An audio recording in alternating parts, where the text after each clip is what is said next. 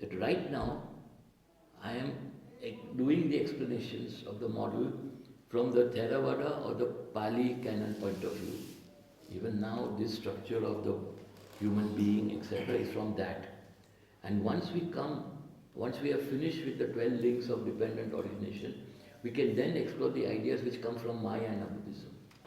Now, the ideas which come from Theravada are somewhat conservative. The ideas which come from Mahayana are progressive and are more future-looking. And what we will more resonate with, because we are from a modern time. We are not living at the time of the Buddha. We are not living 1,000 years ago. So, when we look at this model of the human being, it is coming from the Pali canon, and we refer to. So yesterday I had a crude example I gave that we say, we never say my body and mind nearly fell down. We say I fell down. Because we imagine a self that I is the possessor of this body and mind. So now, I was yesterday sort of hinting in this, if you look at this view, that the human being consists of two aggregates, body and mind. But now we refine this a little further and we talk about 5 aggregates. So if there's body and mind, then we see what is body, we see what is mind. And in mind you will find 4 aspects, and in body you will find 1 aspect, and then you have the 5 aggregates. So when we talk about body, it's the aggregate of matter. We are talking of flesh, blood, bones, and so on. This is matter. And from the ancient Buddhist point of view, this matter, if you look at it with classical word, you say earth, fire, water, air. But actually, earth means solidity, water means liquidity, fire means heat, and space and air. So,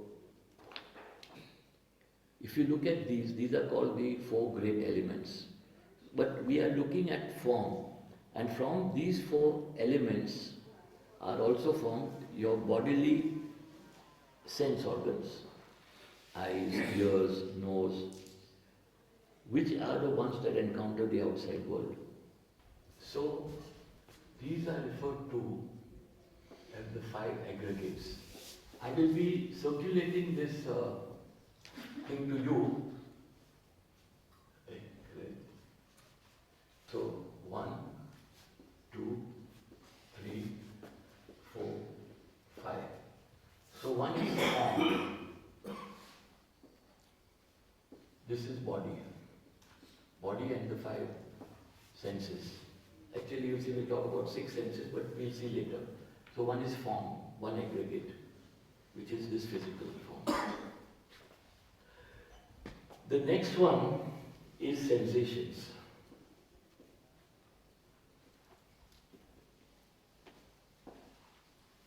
The third one is perception.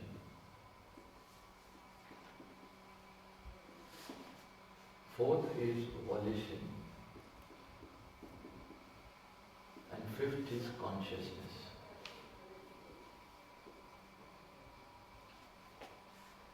So, these 4 are mind.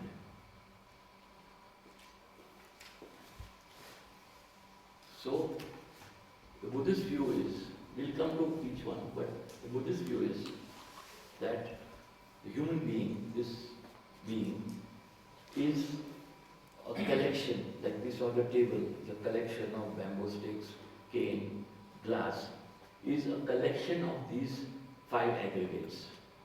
4 are aggregates of the mind, 1 is form. Form is the easiest to understand. You can dissect it, you can do a post-mortem, you can do everything, operate on it, cure it through surgery. This is the form. And you have your sense organs there. Now, sensations can be pleasant, unpleasant, or neutral. Right? So, you may, with the eye organ, see something that gives you a pleasant sensation. Or it gives you an unpleasant sensation. Or it gives you a neutral sensation. Right? So this can be pleasant, unpleasant,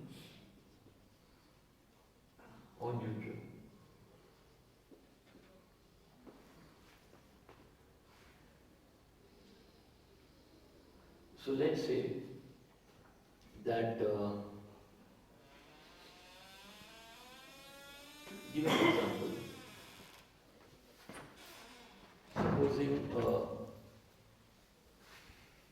you see an orange, the fruit, an orange before you. Okay? So the eye organ sees the orange, the hand, the skin feels the texture of the peel, the nose gets some tangy flavor, fragrance, and of course if you peel it and eat it, you get the taste. So far, we have only dealt with sensation. Even if you taste it, you may get a pleasant, unpleasant, or neutral feeling. That's sensation. Then, the sensation is, oh, this is a rough skin, the color is orange, it's a little soft, and it has this sort of smell. You put all this together, and you say, this is not an orange colored tennis ball. This is an orange to be eaten. That is perception. You have put one section of your mind, has now used your previous experience, knowledge, etc., and put it together and come to the perception that this is the fruit orange and can be eaten. If your previous experience was pleasant, you may have got a pleasant sensation just looking at it even before you have eaten it. So this puts it. So now we come to the fact, this is X, which we have now determined through the inputs we got from the outside world. This part of the mind says this is X. Up to here, there is no question of, I'm just jumping a little, karma. You have done nothing. Nothing has happened. There is no action. Now you come to volition. Now you say, oh, this is an orange. Orange has vitamin C. I have a little cold right now. Vitamin C is good for cold. Let me eat the orange. This train of thought, which leads you to an action, is volition. Now, this is in the mind, but it can lead to action in the outside world. In the mind, it is thought. When it goes in the outside world, it can be speech or action, body movement. So this leads to action. So volition is that aspect of the mind that does the thinking and logic that makes you do an action. And very often it is related to whether it is pleasant or unpleasant. Now comes the question of, I have done some karma, I have done some action. So what would be its effect? But the action itself could be skillful, unskillful, or neutral. And here the complexity already begins. If it's my orange I am eating, it's neutral. If I'm stealing from somebody else's garden, maybe it's not so neutral. It may be unskillful. So this is volition. And consciousness. Now, we are looking at special. See, mind is one. You cannot cut open the mind and actually see, oh, this is the sensation area, this is the... We are not dealing with mind that way. But it is a model we are creating, like mathematical models are created to understand gravity and particle physics and so on. We are creating a model for better understanding of the mechanism of the mind. Now, all this sensation, we say there is sensation, there is perception, there is volition. All this is actually happening in the consciousness. It's a consciousness that is alive, that is aware. Who is aware of these things? Who is aware is the consciousness. So now it gets more complicated. It gets more complicated because we divided the 5 aggregates into this. But this particular aggregate is extremely important. And when we say model of the mind, we are actually talking of the model of consciousness in Buddhism. And this will have 8 or 9 levels. Okay? So you have the 8 level model of the mind and you have the 9 level model of the mind. There's not much difference because all that happens is 8 and 9 are seen as one and 8 and 9 are seen as separate in the other model. But what are these 8 levels? So, the first 5 are related, are the consciousness that arise from sensations that you perceive through the 5 senses. So, eye consciousness, ear consciousness, nose, taste, touch, whatever. So there are 5 levels of 5 consciousnesses which arise. Everything arises out of causes and conditions. So there are 5 levels of consciousness that arise corresponding to the organ that is triggered. Now, what are the causes and conditions that make the eye consciousness arise? You must have a visual object, this mic. You must have the eye organ. You must have light coming from here to the eye organ. That sensation, just the sensation, gives rise to eye consciousness. The consciousness is now aware of this visual object. If there was no object, if there was no eye, and my eyes were closed and I was asleep, there would be no eye consciousness in the physical sense. Dreaming is a different matter. That's another level. So, eye consciousness arises when a visual object encounters the eye organ. Okay. Now, there is a 6th level, which is mind. Now see, we are talking of mind, but there is the mind consciousness. Now what is this? This actually, some people don't even distinguish. They say there are 6 sense organs. This is the mind consciousness, which is seen as a consciousness that perceives mental objects. This perceives visual objects, this perceives oral objects. So, the mind consciousness at the 6th level perceives mental objects. So if I say a pink elephant sitting on a pumpkin, all of you have visualized a pink elephant sitting on a pumpkin. It is not a physical object in the outside world. Something perceives it. That part of your mind that perceives a mental object is the 6th organ, the mind organ. Or compassion, the concept. Ideas, concepts, these are mental objects. So I say compassion, and something, you perceive compassion in your mind. Who is perceiving that? Not the eye, not the ear, it's this 6th level. So this is one level of mind consciousness, and these form 6, right? Now you have 7, 8, and 9. This is also, now we will see the separate Sanskrit or Pali words for this. This is also a mind consciousness, but this corresponds more to where the volition takes place. When we say, so this consciousness is for mental objects. I get that orange through these 5. This one has compassion as a mental object. I put the orange and compassion together and give it to a beggar who is begging for food. Let's put it that way. That is done by this level. This only perceives, this only understands compassion. It only perceives compassion. These 5 have perceived that it's an orange. Right? So orange plus the concept of compassion, this level of the mind says, now I must give the orange to the beggar, and leads to volition. I will not eat it, I will give it to the beggar. This is the volition aspect of the mind. Now here there is a leads to action. It leads to action. So that is the mind which is conceptual. When we debate like this, is there a creator God, there is no creator God, all that is happening here.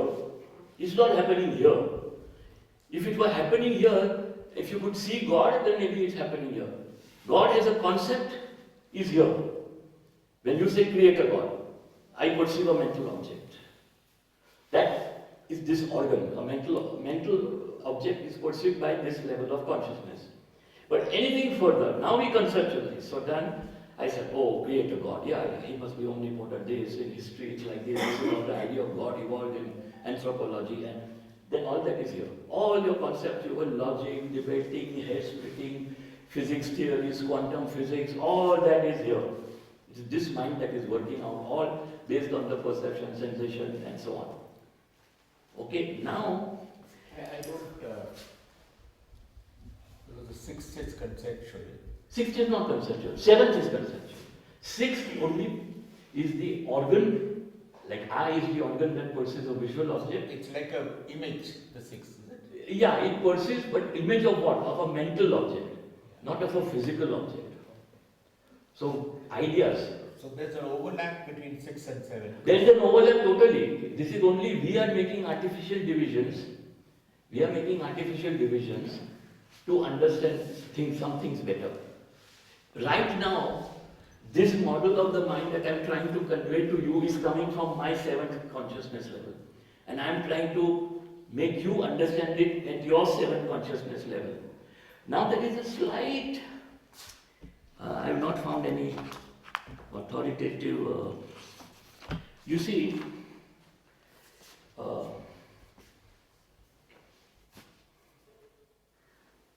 according to this book by Rahul Walpola,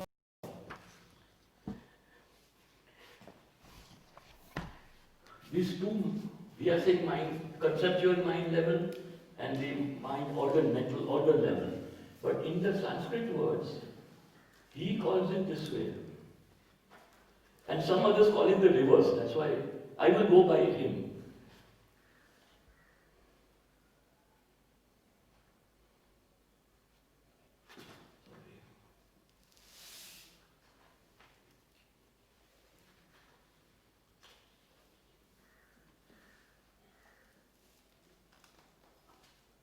So, he calls this manas.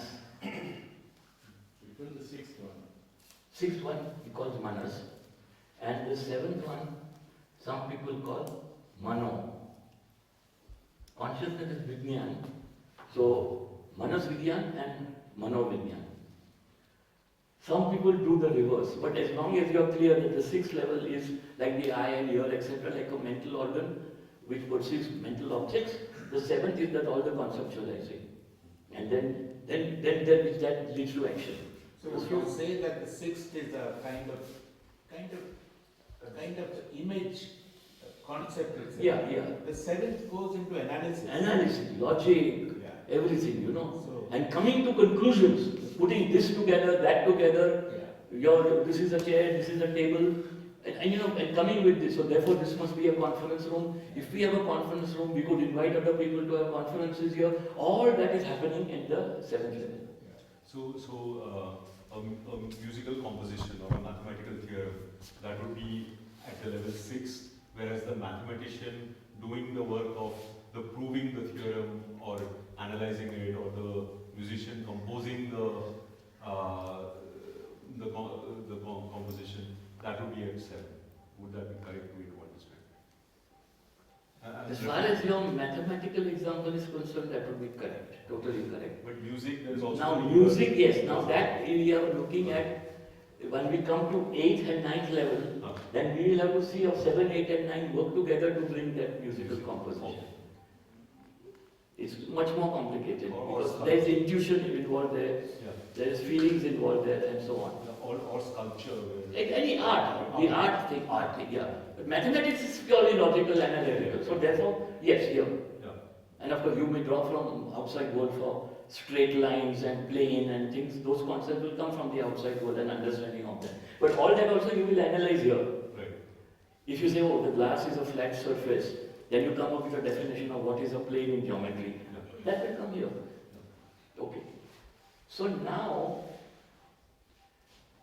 we come to the 8th and 9th level. What is the 8th level? 8th level is called the storehouse consciousness. Storehouse consciousness. Or the Alaya consciousness. Alaya. Alaya means storehouse. Himalaya, storehouse of ice or snow. Himalaya. Granthalaya, where the grunts, collection of grunts, storehouse of grunts, library, whatever, and so on. Vidyalaya. So Alaya is the storehouse consciousness. So when we do actions, This will be Meghalaya. cloud, collected, storehouse of clouds, Meghalaya. So, when we do actions and we say that if I do a violent action, the imprint of that is stored in the depths of my life to then emerge when I'm faced with a similar environment. And so I have this reservoir of violence within me, and though I have a tendency to react with violence, although I have a free will to not do that. So these tendencies, these karmic imprints, the storehouse is here. Okay? So this is the storehouse of your karmic imprints. You could say they are seeds. The seeds are sown here. So every action you do, the seed, that cause that you have laid by doing that action, skillful, unskillful or neutral, goes as a seed of a future positive, negative or neutral result. When will that seed blossom? When the causes and conditions are right, like any seed. So for a physical seed, you need sun, soil, etc., air, oxygen. For this seed to blossom, to bloom, you need an environment to which it responds. So, if I have seeds of violence in my Alaya, where most predominant seeds are of violence, and you come to me from the environment as a violent person, the tendency for me will be to react to you with violence. The tendency will not be for me to react to you with compassion. So when we say, may he be kind, may he be healthy, may he be happy, etc., we are trying to sow the seeds of these positive actions in our Alaya, so that when next time a situation presents itself, those seeds sprout. Instinctively, I said, not to change our instinctive behavior. So, this is the storehouse of these karmic imprints. Now, in the 9-level model of the mind, there is a 9th level, which is Tathagata Garbha, Buddha nature, many names, primordial Buddha, depending on your tradition, model, etc. Okay? So the innermost, most buried. So if you have to bring the Buddha nature up, it's like oil underground. You have to have a drilling rig to go right down to bring up that Buddha nature. Okay? In the 8th level model of the mind, where there is no 9th level, Buddha nature is seen as implanted within the Alaya consciousness. So it's like the 8th level, inside there is Buddha nature. It's like a diamond covered by all this mud. But even if you look at this, it's concentric circles. The 9th level is surrounded by the 8th level. So that's why I said 8th and 9th doesn't make much of a difference. Whether 9th is separate or 9th is seen as an internal part of the 8th. These are the concentric circles. And this is 9th level. This is 9th level. If you don't have the 9th level, the 8th will contain the 9th. You can see that. Okay? So now see, the outermost circle is the 5 senses. We are talking of this eye consciousness, ear consciousness and so on. Now, to understand eye consciousness a little better, or these sense consciousnesses, this experience all of us have had sometimes. Let's say that you're searching for something. Let's say you're searching for your car keys. And you can't find them today morning. So you ask your wife or your daughter or somebody, where are my car keys? And your wife will say, what do you mean, where are your car keys? They are on the table where you always keep them. I was just there, right on the table. He said, I went 3 times, it's not on the table, you must have moved it. Then your wife says, okay, come. She picks up from the table and here, you didn't see, it's right here on the table. So hasn't it happened that you're searching for something, it's right there, and number of times you don't see it, and then you suddenly miraculously find it exactly where you were earlier searching it. What has happened? The object is there. Your eye is working perfectly okay. You have not gone suddenly blind. You can see everything else. There is enough light for the eye, the light from the keys to go into your eyes. Then what happened? Mind is preoccupied with other thoughts. Yes, so your eye consciousness was switched off. Because you were with some other consciousness, for whatever reason. So this shows that there is some aspect of consciousness that comes in before you can see and work with an object. Just to give an example. Or, right now I'm talking, there's been so much noise outside, you're not aware of anything. Did 5 minutes ago, did a truck pass by? You won't know yes or no because your real consciousness is focused on here. So the consciousness is selective. The consciousness can be turned on and off selectively, sometimes consciously, sometimes unconsciously. So this is the first level.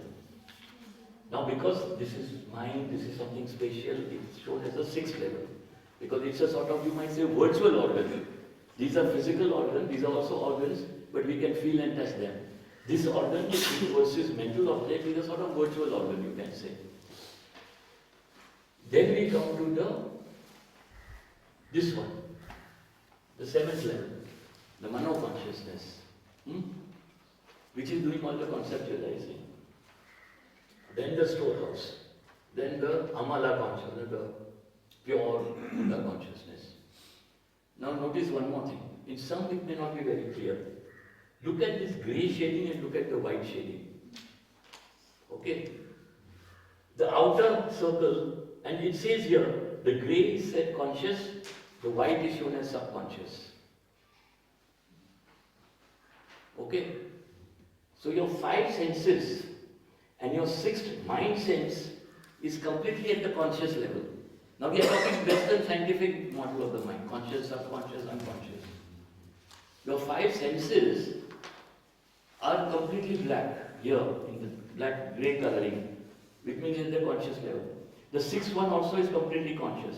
But now look at the 7th one, the conceptual part.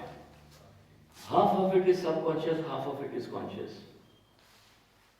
That which is subconscious are your repressed ideas, repressed feelings, and maybe from there also comes the intuition for music and poetry and so on. This storehouse consciousness is completely unconscious or subconscious. It's completely subconscious. So I cannot probe my Alaya consciousness right now. I cannot conscious with my conscious mind go and see, okay, now let me examine today on the 15th of January, what are the karmic seeds I have collected. Let me look at that ledger. It's totally subconscious. And of course, Buddha nature is completely subconscious, unconscious.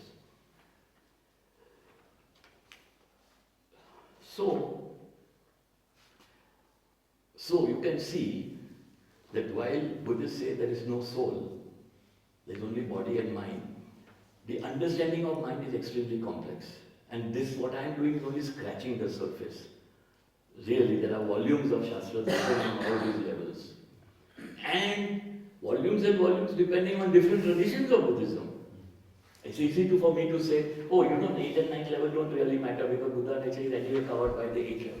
No, it's not that simple. But at this level, we can go no further. I don't know further and you will not understand, he will define you. So therefore, we are only scratching the surface. So now you can see that it's not as simple as just body and mind. There are all these levels of consciousness. And this levels of consciousness is one of the 5 skandhas. There are 4 others.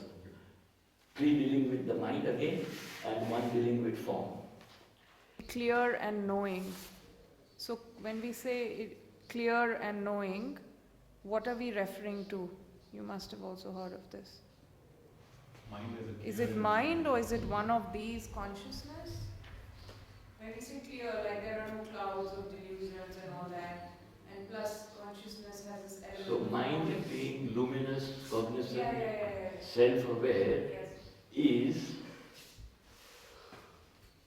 I'm being very simplistic, but is all these things, all these upper layers, trying to understand the true nature of this mind, the true nature of this mind through meditative processes. So the mind which is clear, luminous, self-aware is this Buddha nature. Okay.